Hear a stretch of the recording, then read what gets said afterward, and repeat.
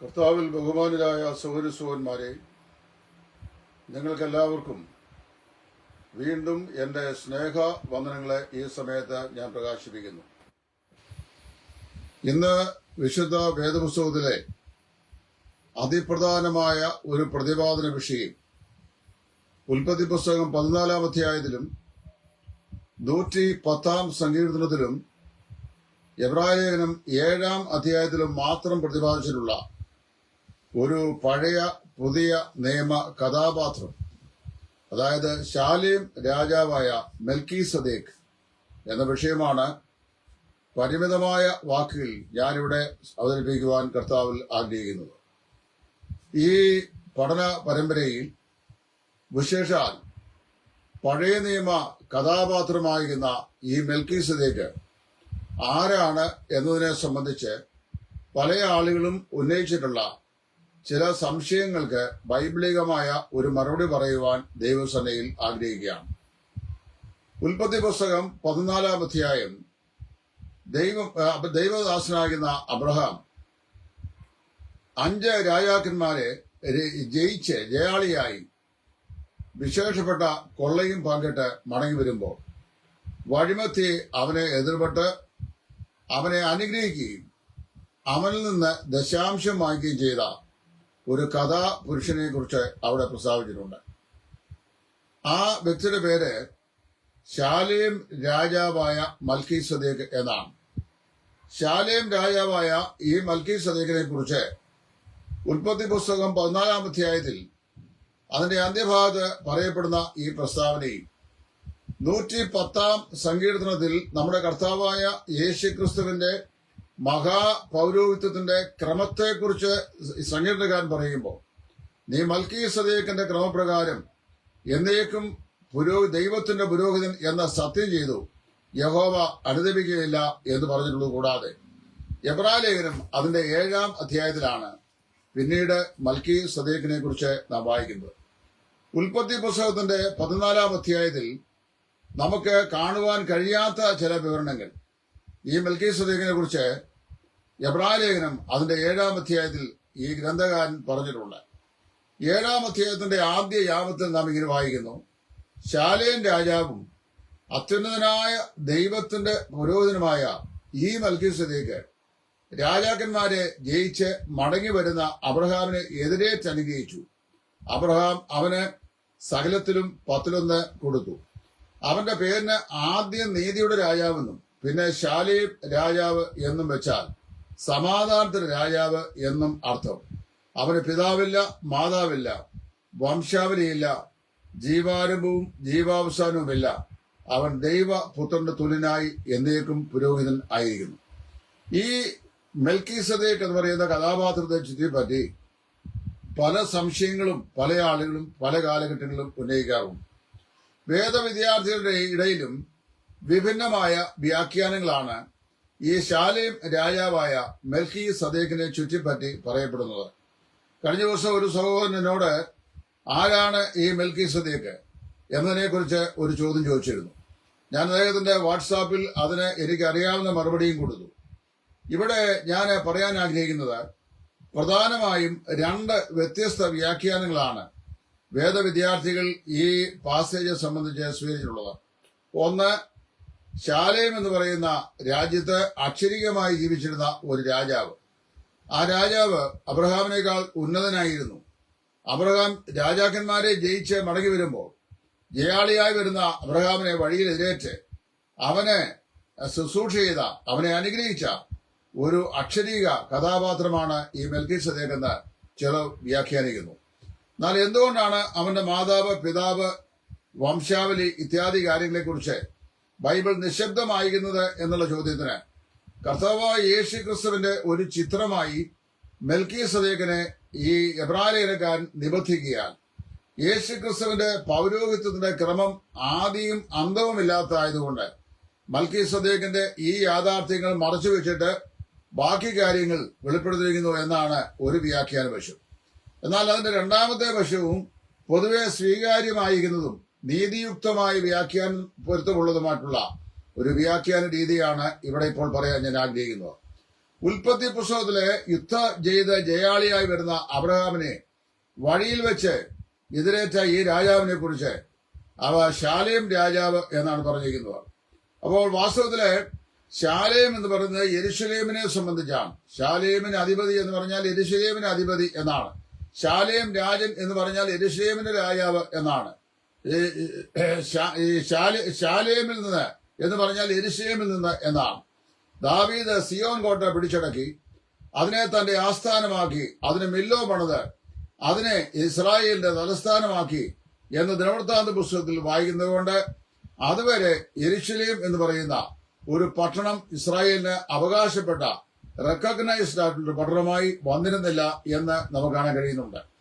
ഉൽപ്പത്തി പുസ്തകത്തിലെ ഈ സംഭവം ദൈവം അബ്രഹാമിനെ വിളിച്ച് കാണിപ്പാൻ ഈ ദേശത്തേക്ക് യാത്രയാകുവാൻ പറഞ്ഞയച്ചതിന് ശേഷം അധികം താമസവിന ഉണ്ടായ ഒരു സംഭവത്തോട് ബന്ധപ്പെട്ടാണ് അത് രേഖപ്പെടുത്തിയിരിക്കുന്നത്. ലോത്ത് അബ്രഹാമിന്റെ സഹോദര പുത്രനാണ്. അവന്റെ വസ്തുവകളെയും അവന്റെ ഭാര്യമാരെയും എല്ലാം അപഹരിച്ചു കൊണ്ടുപോയ രാജാക്കന്മാരോട് യുദ്ധം ചെയ്ത് അവരെ തോൽപ്പിച്ച അപകാര വസ്തുക്കളെ വീണ്ടെടുത്ത് മടങ്ങി വരുമ്പോഴാണ് ഈ വഴിയാത്രയിൽ മെൽക്കീസദേക്ക് എന്ന് പറയുന്ന ഈ പുരുഷൻ അബ്രഹാമിനെ എതിർപ്പെട്ട് അവനെ അനുഗ്രഹിക്കുകയും അബ്രഹാം അവനെ കൊള്ളയിൽ 10 അവരെ കാഴ്ചവെക്കുകയും ചെയ്തത്. ഉയർന്നവൻ താണവനെ അനുഗ്രഹിക്കുന്നു എന്ന് തിരുവചനത്തിൽ വായിക്കുന്നു. അപ്പോൾ ഈ അബ്രഹാമിനേക്കാൾ ഉയർന്നവനായ ഒരു വ്യക്തിയാണ് ഈ മൽക്കീസദേക്ക് എന്ന് വരുന്നുണ്ട്. എന്തുകൊണ്ടാണ് അവന്റെ വംശാവലി, മാതാപിതാക്കൾ ഇത്യാദി കാര്യങ്ങൾ ഒന്നും വേദപുസ്തകത്തിൽ രേഖപ്പെടുത്താതെ എന്ന് ചോദിച്ചു കഴിഞ്ഞാൽ അതിനുള്ള ഏക ഉത്തരം അവന് വംശാവലിയും മാതാപിതാക്കളും ജീവാരംഭവും ജീവാവസാനവും ഇല്ല എന്നുള്ളത് മാത്രമാണ്. തിരുവെഴുത്ത് ഏത് നിലയിൽ പറയുന്നു ആ നിലയിൽ തന്നെ അതിനെ വ്യാഖ്യാനിക്കാനാണ് എനിക്ക് ഏറെ ഇഷ്ടം. അതുകൊണ്ട് ഞാൻ ആ വ്യാഖ്യാന രീതി, അതായത് ബിബ്ലിക്കൽ ഹെർമനറ്റിക്സ്, ബൈബിൾ വ്യാഖ്യാന മാതൃകയുടെ അക്ഷരികമായ വ്യാഖ്യാനത്തിലാണ് പലപ്പോഴും ഞാൻ ഊന്നൽ നൽകാറുള്ളത്. ഇനി നമുക്ക് വിഷയത്തിലേക്ക് പ്രവേശിക്കാം. ഈ ശാലേം രാജാവിനെ സംബന്ധിച്ച് മുമ്പേ ഞാൻ സൂചിപ്പിച്ചതുപോലെ 3 സ്ഥലങ്ങളിൽ മാത്രമേ നമുക്ക് അദ്ദേഹത്തെക്കുറിച്ച് സവിസ്തരം പറഞ്ഞത് കാണാൻ കഴിയുന്നുള്ളൂ. മറ്റ് വലിയ വിവരണങ്ങളൊന്നും പറഞ്ഞിട്ടില്ല. ഉൽപ്പത്തി പുസ്തകത്തിൽ ഈ മെൽക്കീസദേക്കിനെ കുറിച്ച് പറയുന്നു. 110 സങ്കീർത്തനത്തിൽ കർത്താവായ യേശു ക്രിസ്തുവിന്റെ മഹാപൗരത്വത്തിന്റെ ക്രമം മൽക്കീസദേക്കിന്റെ ക്രമമാണെന്ന് പറയുന്നു. എബ്രായലേഖന 7-ാം അധ്യായത്തിലും അതേ കാര്യം തന്നെ പറയുകയാണ്. എബ്രായർ 5 അഹരോന്യ ക്രമപ്രകാരമുള്ള ക്രിസ്തുവിന്റെ പൗരോഹിത്യവും 7-ാം അധ്യായത്തിൽ മൽക്കീസദേക്കിന്റെ ക്രമപ്രകാരമുള്ള പൗരോഹിത്യവും പറയുകയാണ്. എന്നിട്ട് 7-ാം അധ്യായത്തിന്റെ 4-ാം വാക്യത്തിൽ ഇവൻ എത്ര മഹാനെന്ന് നോക്കുവീൻ, ഗോത്രപിതാവായ അബ്രഹാം കൂടെയും അവന് കൊള്ളയുടെ വിശേഷ സാധനങ്ങൾ 10 കൊടുത്തുവല്ലോ എന്ന് പറയുന്നു. അപ്പൊ വളരെ മഹാനായ ഒരു വ്യക്തിയാണ് ഈ ശാലേം രാജാവായ മെൽക്കീസദേക്ക് എന്ന് വരുന്നു. എബ്രായലേഖനം 3-ാം അധ്യായത്തിൽ ഇവൻ എത്ര മഹാൻ എന്ന് നോക്കുവീൻ എന്ന് പറഞ്ഞിട്ടുണ്ട്. അതാരെ കുറിച്ചാണ് പറയുന്നത്? മോശയേക്കാൾ ശ്രേഷ്ഠനായ കർത്താവായ യേശുവിനെ കുറിച്ചാണ്. അതേ കാര്യം തന്നെയാണ് ഇവിടെയും പറയും. 4-ാം വാക്യം ഇവൻ എത്ര മഹാൻ നോക്കുവിൻ. ആര്? ഈ മെൽക്കീസദേക്ക് എത്ര മഹാൻ എന്ന് നോക്കുവിൻ എന്ന് എഴുത്തുകാരൻ പറയുന്നു. ഞാൻ അതിന്റെ സ്റ്റെപ്പ് ബൈ സ്റ്റെപ്പായി നമുക്ക് സ്വീകാര്യമായ ചില വ്യാഖ്യാനങ്ങൾ പറയാം. 1, ഇദ്ദേഹത്തെ കുറിച്ച് പറയപ്പെട്ടിരിക്കുന്ന വിശേഷണം ഉൽപ്പത്തി 14 പറയപ്പെട്ടിരിക്കുന്ന ഈ കഥാപാത്രത്തെ കുറിച്ച് എബ്രായർ 7 പറയുന്നത് അവൻ ശാലേം രാജാവായിരുന്നു എന്നാണ്. അപ്പൊ ഞാൻ ഓർപ്പിച്ചല്ലോ, ദാവീദ് രാജാവ് സിയോൻ കോട്ട പിടിച്ചടക്കി അതിനെ തന്റെ ഭരണാധിപ സ്ഥലമായി മാറ്റി അതിന് യെരുശലേം എന്ന പേര് ഇടുന്നത് വരെ യെരുശലേം എന്ന് പറയുന്ന ഒരു പട്ടണം ഔദ്യോഗികമായി വേദപുസ്തകം റെക്കഗ്നൈസ് ചെയ്തിട്ടില്ല. അങ്ങനെ വരുമ്പോൾ ഇവിടെ വാസ്തവത്തില് അബ്രഹാമിന്റെ കാലത്ത് അബ്രഹാമിനെ ദൈവം വിളിച്ച് വേർതിരിച്ച് അവൻ അവിടെ നിന്ന് മെസ്സപ്പൊട്ടേമിയയിലെ കൽദയുടെ ഊരിൽ നിന്ന് യാത്ര പുറപ്പെട്ട് ഏലോൻ മോരെ ദേശത്തൂടെ കൂടാരം പിടിച്ച് കനാൻ ദേശത്തേക്ക് വരുന്ന ഈ കാലയളവിൽ നമ്മൾ വാസ്തവത്തില് യെരുശലേം എന്ന് പറയുന്ന ഒരു പട്ടണത്തെക്കുറിച്ച് വായിക്കുകയോ പഠിക്കുകയോ മനസ്സിലാക്കുകയോ ചെയ്യുന്നില്ല. മാത്രമല്ല ദൈവം അബ്രഹാമിന് പറഞ്ഞു, ഞാൻ ഈ കാണുന്ന ദേശമൊക്കെയും നിനക്കും നിന്റെ സന്തതിക്കും ശാശ്വത അവകാശമായി നൽകും എന്ന വാഗ്ദത്തം ചെയ്തിരുന്നു. ആ വാഗ്ദത്ത അവകാശമെല്ലാം പിന്നീട് അബ്രഹാമിന്റെ മകനായ ഇസ്ഹാക്കിന്റെ മക്കളായ യാക്കോബിന്റെ മക്കളായ ഗോത്രപിതാക്കന്മാരാണ് പിന്നീട് അത് അവകാശമാക്കുന്നത്. അബ്രഹാമിൽ നിന്ന് 4-ാം തലമുറക്കാരാണ് ഈ വാഗ്ദത്ത ഭൂമി അവകാശമാക്കുന്നത്. അതുവരെ ആ നിലയിൽ ഒരു സജ്ജീകരണം നാം വായിക്കുന്നില്ല. അങ്ങനെ വരുമ്പോൾ ആരാണ് ഈ ശാലേം രാജാവ് എന്നുള്ളതാണ് പ്രധാനപ്പെട്ട ചോദ്യം. അപ്പൊ എനിക്കിവിടെ പറയാൻ ഞാൻ ആഗ്രഹിക്കുന്ന വിഷയം, ശാലേം രാജാവ് എന്നതിന് സമാധാനത്തിന്റെ രാജാവ് എന്നാണ് അർത്ഥം. നമ്മുടെ കർത്താവായ യേശുവിനെ സമാധാനത്തിന്റെ രാജാവ് എന്നാണ് വിശുദ്ധ വേദപുസ്തകം പറയുന്നത്. ശാലേമിന് അധിപതി എന്ന് അവനെ കുറിച്ച് പറഞ്ഞിട്ടുണ്ട്. മാത്രമല്ല അവൻ സമാധാനത്തിന്റെ രാജാവ് എന്ന് വ്യക്തമായി വിശുദ്ധ വേദപുസ്തകം പ്രഖ്യാപിക്കുന്നു. അപ്പോൾ അങ്ങനെയാണെങ്കിൽ ഈ മെൽക്കീസേദെക്ക് കർത്താവായ യേശു ക്രിസ്തു തന്നെയാണ്.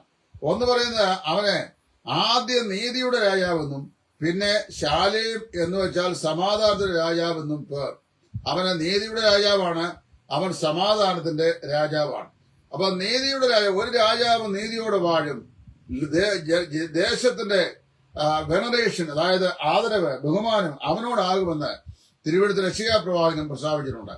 നമ്മുടെ കർത്താവായ യേശു ക്രിസ്തു രാജാവായി നീതിയോട് വാഴുന്ന ഒരു ദിവസത്തിനായിട്ടാണ് നാം കാത്തിരിക്കുന്നത്.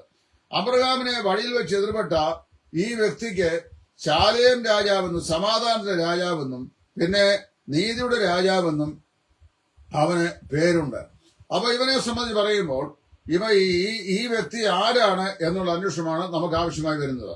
അപ്പൊ വാസ്തവത്തില് ജോൺ ഓഫ് വാൽവൂൺ എന്ന് പറയുന്ന ദേവദാസൻ, അദ്ദേഹം ഡാളസ് തിയോളജിക്കൽ സെമിനാരിയുടെ ഫൗണ്ടർ പ്രസിഡന്റും അതുപോലെ തന്നെ അവിടുത്തെ ഈ ദൈവശാസ്ത്ര വിഭാഗത്തിന്റെ വളരെ മികവുറ്റ ഒരു വേദ അധ്യാപകനുമായിരുന്നു. അപ്പോൾ ജോൺ ഓഫ് വാൽവൂഡ് അദ്ദേഹത്തിന്റെ Jesus Christ is our Lord എന്ന് പറയുന്ന പ്രശസ്തമായ ഗ്രന്ഥത്തിൽ ഇതേക്കുറിച്ചൊരു സൂചന നൽകിയിട്ടുണ്ട്.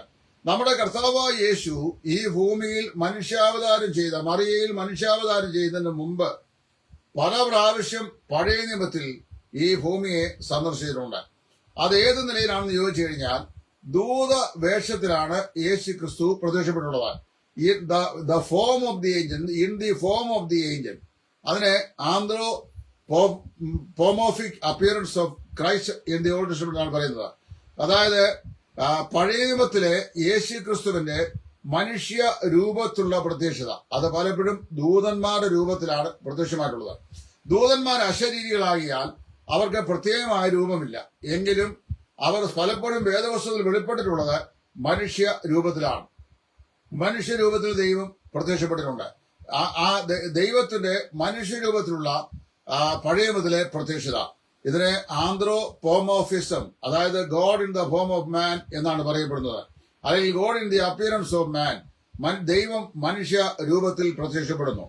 അബ്രഹാമിന് പ്രത്യക്ഷപ്പെട്ട ഈ വ്യക്തി അങ്ങനെ ഒരാളാണെന്നാണ് തിരുവഴുത്തിലെ വ്യാഖ്യാനം കൊണ്ട് പല ആളുകളും പല വേദപഠിതാക്കളും അഭിപ്രായപ്പെടുന്നത്. അപ്പൊ വാസ്തവത്തില് ഇങ്ങനെ ദൈവത്തിന്റെ ദൂതപ്രത്യക്ഷത, പഴയ നിയമത്തിൽ ദൈവദൂതൻ എന്ന നിലയിൽ കർത്താവായ യേശു പ്രീ ഇൻകാർണേറ്റ് അപ്പിയറൻസ് തന്റെ ജഡാവതാരത്തിന് മുമ്പ് പ്രത്യക്ഷനായിട്ടുണ്ട് എന്നുള്ളതിന് പല തെളിവുകളും നമുക്ക് വേദഭാഗങ്ങളിൽ കാണിക്കാനായിട്ട് സാധിക്കും. ന്യായാധിപന്മാരുടെ പുസ്തകത്തിൽ മനോഹയോട്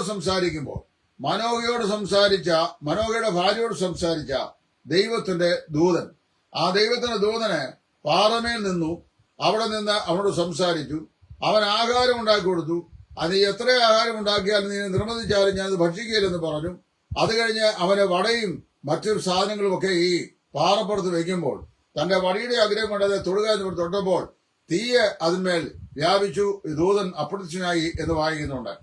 അവിടെ വെച്ച് ഈ മനോഹ ഈ തനിക്ക് പ്രത്യക്ഷനായ the angel of the Lord, അതായത് ദൈവത്തിന്റെ ദൂതനോട് ചോദിക്കുന്നുണ്ട്, നിന്റെ പേരെന്ത്? അപ്പൊ അവൻ പറയാണ്, നീ എന്റെ പേർ ചോദിക്കുന്നത് എന്ത്? അത് അതിശയമുള്ളത്, ഇറ്റ് ഈസ് വണ്ടർഫുൾ എന്നാണ് പറയുന്നത്. യെശയ്യാ പ്രവാചക പുസ്തകം 9-ാം അധ്യായത്തിന്റെ 6-ാം വാക്യത്തിൽ 7-ാം അധ്യായത്തിന്റെ 14-ാം വാക്യത്തിലെ കന്യകയുടെ സുതനായി ജനിക്കാൻ പോകുന്ന ശിശുവിനെ കുറിച്ച് പറയുകയാണ്. അവൻ അത്ഭുത മന്ത്രി, വീരനാം ദൈവം, നിത്യപിതാവ്, സമാധാന പ്രഭു എന്ന പേർ വിളിക്കപ്പെടും. His name shall be called wonderful counsellor, the mighty God, the everlasting father എന്നാണ് പറഞ്ഞിരിക്കുന്നത്. അപ്പൊ അവിടെ ഞാൻ പറയട്ടെ, അപ്പോ മനോഹയ്ക്ക് പ്രത്യക്ഷപ്പെട്ട യഹോവയുടെ ദൂതൻ. ഇപ്പൊ പഴയ നിയമത്തിലെ 2 നിലയിലുള്ള ദൂത പ്രത്യക്ഷമാണ് നാം കാണുന്നത്. ഒന്ന്, ഓർഡിനറി അപ്പിയറൻസ് ഓഫ് ഏഞ്ചൽസ്, സാധാരണ ദൂതന്മാരുടെ അപ്പിയറൻസ്. അതിനെ ആൻ ഏഞ്ചൽ അപ്പിയർ ടു എന്നാണ് വായിക്കുന്നത്. ആൻ ഏഞ്ചൽ, അവിടെ ഒരു ഇൻഡെഫിനിറ്റ് ആർട്ടിക്കിൾ നമുക്ക് കാണാം. ആൻ ഏഞ്ചൽ, ഒരു ദൂതൻ, യഹോവയുടെ ഒരു ദൂതൻ. ഉദാഹരണം പറഞ്ഞാൽ അരാം പാളയത്തിൽ 1,85,000 ആളുകളെ ഒരു രാത്രി നിഗ്രഹിച്ച ദൈവത്തിന്റെ ഒരു ദൂതനായിരുന്നു, ഒരു സാധാരണ ദൂതനായിരുന്നു. അവർ ശക്തന്മാരാണ്, ദൈവിക എറണ്ടുകളായി പ്രവർത്തിക്കുന്നവരാണ്, ദൈവത്തിന് വേണ്ടി യുദ്ധം ചെയ്യുന്നവരാണ്. അപ്പൊ അങ്ങനെ വായിക്കുന്ന ഒരു ദൂതൻ നാം വായിക്കുന്നു അരാപാളയത്ത് 1,85,000 പേരെ കൊന്നു.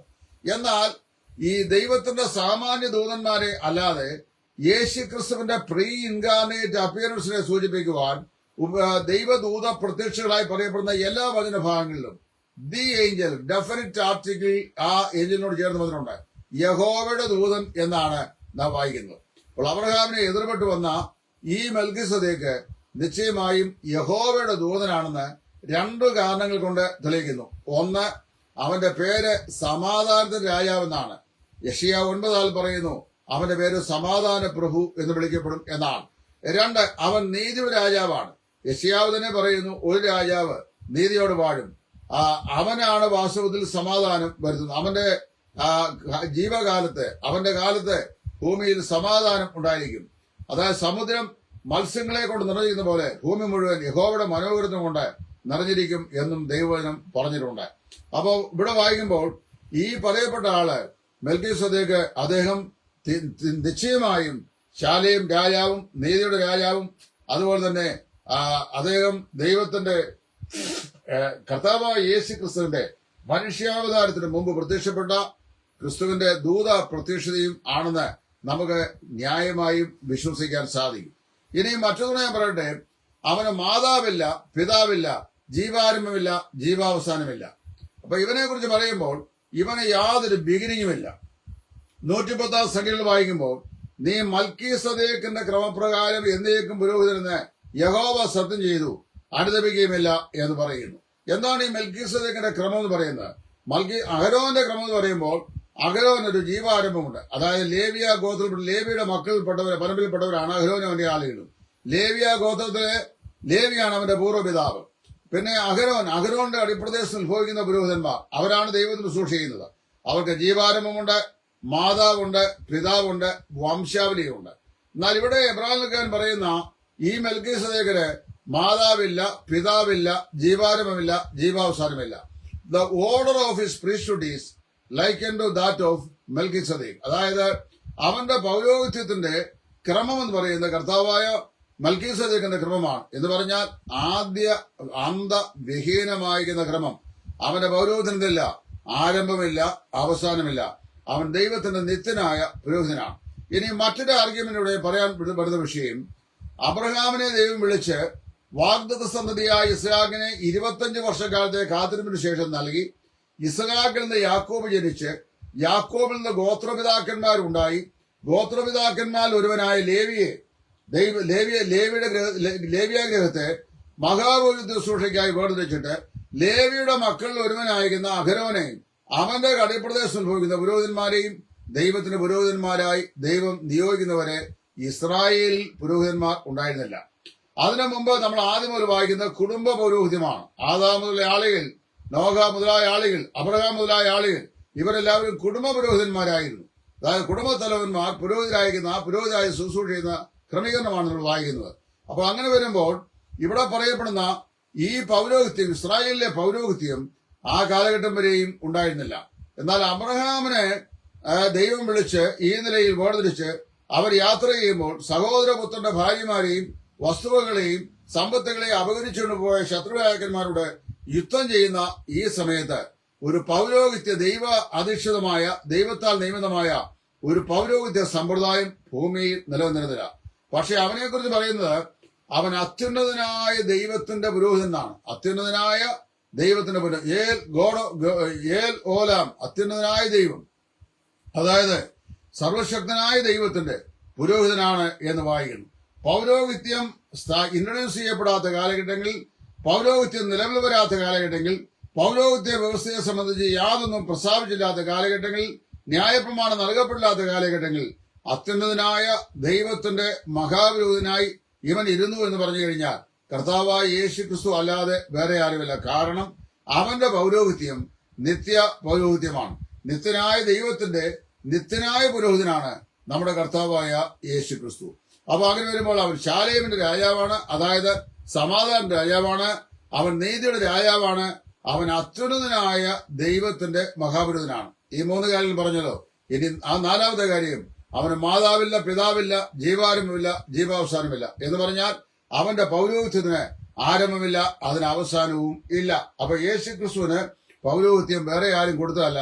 പിതാവായ ദൈവം നീ എന്റെ പുത്രൻ, ഇന്ന് ഞാൻ നിന്നെ ജനിപ്പിച്ചിരിക്കുന്നു എന്ന് അവനോട് നിത്യതയിൽ വെച്ച് പറഞ്ഞവൻ അവന് കൊടുത്താണ് അവന്റെ പൗരോഹിത്യം എന്ന് മനസ്സിലാക്കാൻ സാധിക്കുന്നു. ഇനിയും 5ാമതായി ഒരു കാര്യം കൂടെ ഞാൻ ഓർപ്പിക്കട്ടെ. അവൻ ദൈവപുത്രന് തുല്യനായി എന്നേക്കും പുരോഹിതനായിരുന്നു. ഇവിടുത്തെ വിഷയം, he is equal to the son of God, that is for ever the high priest of God. അവൻ ദൈവപുത്രന് തുല്യനായി എന്നേക്കും പുരോഹിതനായിരുന്നു. ദൈവപുത്രന് equal to the son of God is son of God himself. അതായത് ദൈവപുത്രന് തുല്യൻ ദൈവപുത്രൻ മാത്രം. നമുക്ക് ലോകത്തിലെ ഏതൊരു മഹാനായ വ്യക്തിയോടും വേറൊരാളെ ഉപമിക്കാൻ സാധിക്കും. മഹാത്മാഗാന്ധിയുടെ ത്യാഗാത്മകമായിരുന്ന ജീവിതത്തോട്, ത്യാഗസമ്പന്നമായ ജീവിതമുള്ള പല ആളുകളെയും നമുക്ക് സാദൃശ്യപ്പെടുത്താൻ സാധിക്കും. പക്ഷേ സാദൃശ്യപ്പെടുത്തിയാലും അവർ മഹാത്മാഗാന്ധിക്ക് തുല്യരാകുകയില്ല.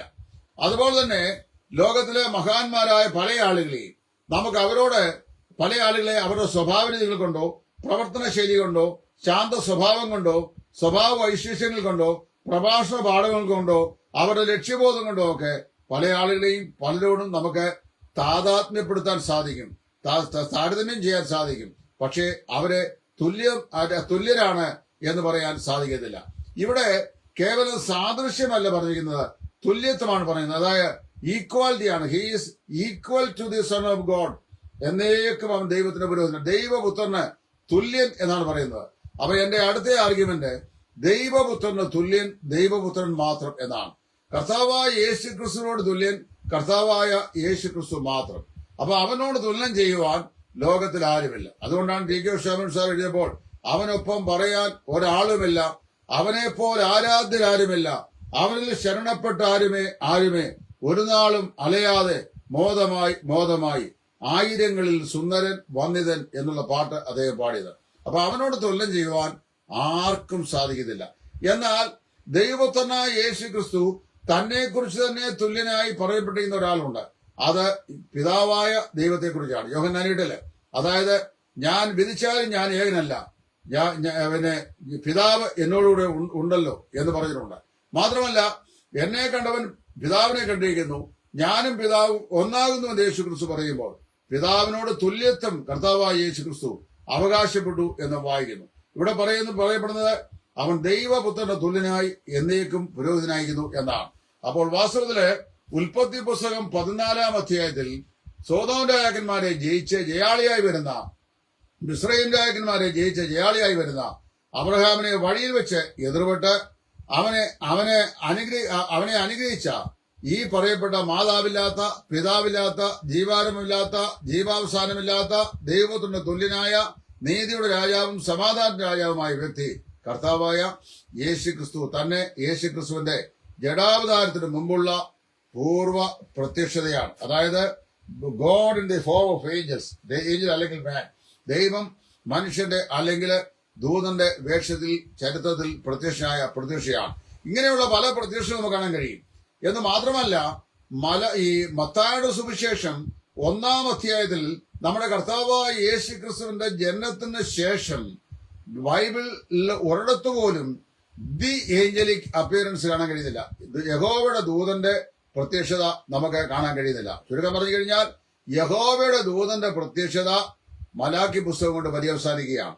മത്തായിയുടെ സുവിശേഷം മുതൽ പിന്നെ സാധാരണ ദൂതന്മാരെ, പത്രോസിനെ ജയിലില് വിടുവിച്ചത്, പൗലോസിനോട് വഴിയാത്രയിൽ സംസാരിച്ചത്, അങ്ങനെ പല നിലയിലുള്ള ദൂതന്മാരെ കുറിച്ച് വായിക്കുന്നു. അതെല്ലാം ഓർഡിനറി ഏഞ്ചൽസ് ഓഫ് ഗോഡ് ആണ്, ദൈവത്തിന്റെ സാധാരണ ദൂതന്മാരാണ്. എന്നാൽ ദൈവത്തിന്റെ ദൂതൻ എന്ന പേരിൽ പറയപ്പെടുന്ന വ്യക്തി കർത്താവായ യേശു ക്രിസ്തു താൻ തന്നെയാണ്. അവനോട് തുല്യം ചെയ്യാൻ അവൻ മാത്രം, he is the incomparable Christ, അവനാണ് തുല്യം ചെയ്യാൻ ആരാലും സാധ്യമല്ല. അതുകൊണ്ട് അവൻ കർത്താവായ യേശു ക്രിസ്തു തന്നെയാണ്. അപ്പൊ അതുകൊണ്ട് യേശു ക്രിസ്തുവിന്റെ മനുഷ്യാവതാരം, ജഡാവതാരത്തിന് മുമ്പ് കർത്താവായ യേശു പല പ്രാവശ്യം ഈ ഭൂമിയെ ഈ നിലയിൽ യഹോവയുടെ ദൂതൻ എന്ന പേരിൽ സന്ദർശിച്ചിട്ടുണ്ട്. അതുകൊണ്ട് നിശ്ചയമായി അബ്രഹാമിനെ എതിർപ്പെട്ടയാള് യഹോവയുടെ ദൂതനാണ്. ഇനി അടുത്തതായി ഒരു വാദഗതിയും കൂടെ പറഞ്ഞിട്ട് ഞാൻ ഈ വീഡിയോ അവസാനിപ്പിക്കാം. അവിടെ വായിക്കുന്നു, ഇത്ര വലിയ മനുഷ്യനായിരിക്കുന്ന വിശ്വാസത്തിന്റെ പിതാവായ അബ്രഹാമിനെ ഈ മെൽക്കീസേദെക്ക് അനുഗ്രഹിച്ചു. അതായത് ഉയർന്നവൻ താണവനെ അനുഗ്രഹിക്കുന്നു. അപ്പോൾ അബ്രഹാമിനേക്കാൾ ഉയർന്നവനാണ് മെൽക്കീസേദെക്ക് എന്ന് വരുന്നു. അപ്പൊ അവിടെ തേജോമനായ ദൈവത്താൽ വിളിച്ച് വർദ്ധിക്കപ്പെട്ടവനാണ് അബ്രഹാം. അബ്രഹാമിനേക്കാൾ ഉയർന്നവനാണ് മെൽക്കീസേദെക്ക്. അവനെ അനുഗ്രഹിച്ചു. മാത്രമല്ല, അനുഗ്രഹിക്കുകയിൽ കൊള്ളയിൽ 10 ദശാംശമായി അവന് കൊടുത്തു. അപ്പം എന്ത് ചെയ്യുന്നു? ഉയർന്നവൻ താണവിൽ നിന്നാണ് ദശാംശം വാങ്ങുന്നത്. അബ്രഹാമിൽ നിന്ന് ദശാംശം വാങ്ങുവാൻ യോഗ്യനായവനാണ് ഈ പറയപ്പെട്ട അപ്പിയറൻസ്. അതായത് അബ്രഹാമിന് പ്രത്യക്ഷപ്പെട്ട ഈ വ്യക്തി അബ്രഹാമിൽ നിന്ന് ദശാംശം വാങ്ങുവാൻ യോഗ്യനായ വ്യക്തിയാണ്. അവനാണ് മെൽക്കീസേദെക്ക്. അപ്പോൾ ഞാന് ഈ ഉൽപ്പത്തി 14:110 സങ്കീർത്തനം, എബ്രായരുടെ 7-ാം അധ്യായത്തിന്റെ 1 മുതൽ 4 വരെയുള്ള വാക്യങ്ങൾ, ഈ വാക്യങ്ങൾ കൊണ്ട് മനസ്സിലാക്കുന്നത് ഈ മെൽക്കീസേദെക്ക് എന്ന് പറയുന്ന വ്യക്തി കർത്താവായ യേശു ക്രിസ്തുവിന്റെ പഴയ നിയമത്തിലെ ഒരു ദൈവദൂത പ്രത്യക്ഷതയാണ്. കർത്താവായ യേശു ക്രിസ്തു താൻ തന്നെയാണ്, മറ്റാരും ആയിരിക്കുവാൻ കോണ്ടെക്സ്റ്റ് കൊണ്ട് യാതൊരു ന്യായവും ഇല്ല എന്ന് ഒരു വേദവിദ്യാർത്ഥി എന്ന നിലയിൽ ഞാൻ മനസ്സിലാക്കുന്നു. ഈ പഠനം നിങ്ങൾക്ക് അനുഗ്രഹമായി തീർന്നു എന്ന് കരുതുന്നു. ദൈവം എല്ലാവരെയും അനുഗ്രഹിക്കട്ടെ. ക്രിസ്തുവിൽ നിങ്ങളുടെ കൂട്ടുസഹോദരൻ സുവിശേഷൻ ടൈറ്റസ് ഫ്രം ഇടയാറുമുള്ള.